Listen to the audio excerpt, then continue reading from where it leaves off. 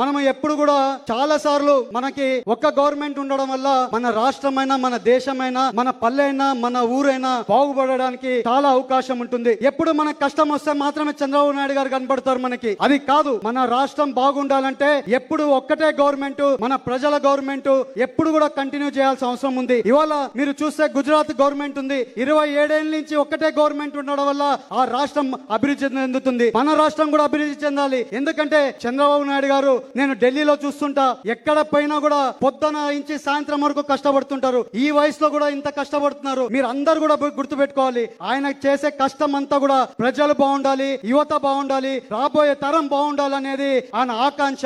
మనం అందరం కూడా ఒక్కసారి మీ అందరు కూడా గుర్తు చేస్తున్నాం, ఎప్పుడు కూడా గవర్నమెంట్ ని కన్ఫ్యూజ్ చేయొద్దండి. ఒక్క గవర్నమెంటే ఉండడం వల్ల ఇవాళ మనం లైన్ లో పెడతాం, మీరు ఎవరో ముద్దులు పెట్టారని చెప్పి గవర్నమెంట్ మార్చేసుకుంటే బాధపడేది మనము, మన పిల్లోలు, వచ్చే తరమే అని కూడా మీ అందరికి తెలుపుతున్నా.